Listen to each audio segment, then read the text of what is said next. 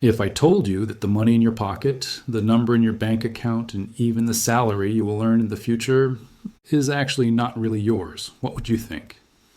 Because the world right now is in the biggest debt chaos in human history. And unfortunately, most of us don't even realize that we are living right in the middle of it.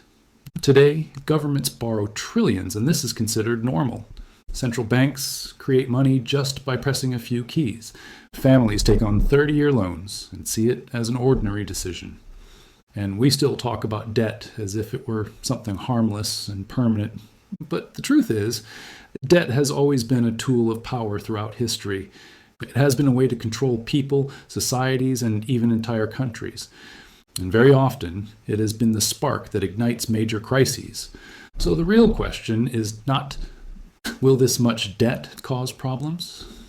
The real question is, when will it explode and who will pay the price?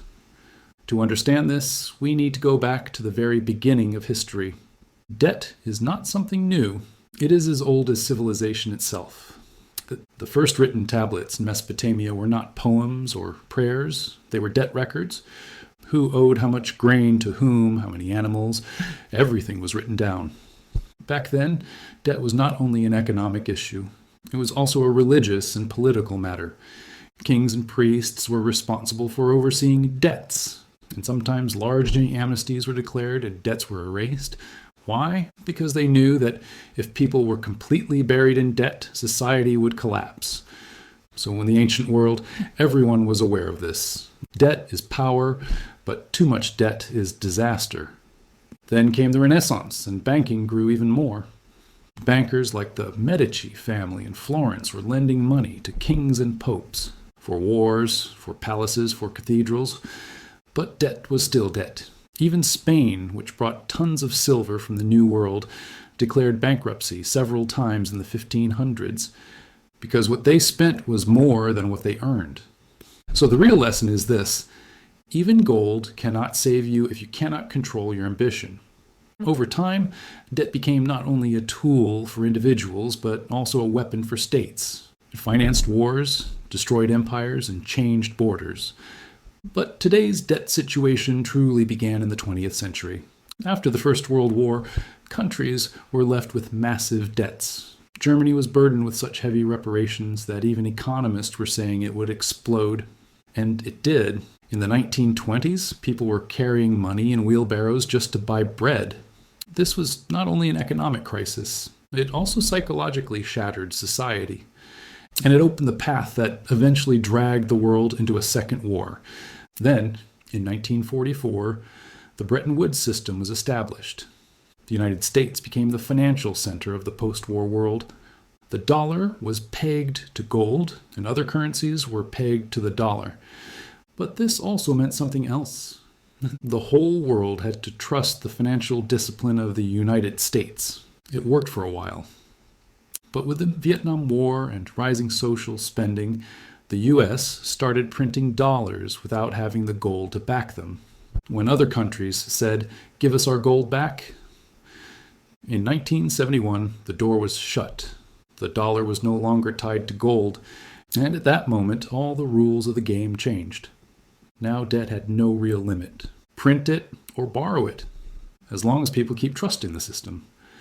From that point on, whenever a crisis hit, the solution was always the same: more debt. In the 1980s, governments borrowed heavily. Developing countries were buried in debt.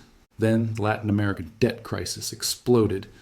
And then 2008, everyone calls it a housing crisis, but the real issue was debt. A system built on debt collapsed. Banks were rescued. But ordinary people lost their jobs and their homes. That day, the system clearly showed who it was really working for. Since then, debt numbers have completely gone out of control. Today, global debt is over $300 trillion. That is almost 4 times the size of the world economy. Some countries, like Japan, carry debt that is twice the size of their economy. The U.S. adds trillions every year. Developing countries borrow in foreign currencies, and when interest rates rise, crises follow. So the entire system is built on the idea that debt can grow forever. But debt is never free of consequences. It creates bubbles, it pushes wealth upward, and in reality, it writes the bill to the future. Every debt we take today is like an advance taken from our children's labor and future. History shows us this. Debt is either paid or inflated away, or it collapses because it cannot be paid. There is no other way. When you look at what is happening today, it is not hard to see that inflation is the preferred path, because openly saying we cannot pay is politically difficult. But slowly reducing the value of money is a quieter method. And the ones who always pay the price are the same: wage earners, retirees, and people with small savings. The issue of debt is not just about economics, it is about power. Who gets rescued and who gets sacrificed? That is where the real story is. That is why understanding debt is not just about money, it is about survival. So what can we do? First, we need to accept this. Debt is not innocent. Then we need to realize this. No system has ever escaped from debt. Only the timing of the collapse changes. And finally, we need to do our best to stop being the weakest link in this game. Invest in things that produce real value. Protect ourselves with knowledge and do not fall for every shiny, easy money story. Because history is actually telling us this. Debt builds up, leaders deny it, a crisis comes, and the system resets. You have two choices. Will you live this while being aware of it, or will you only understand after everything has already happened?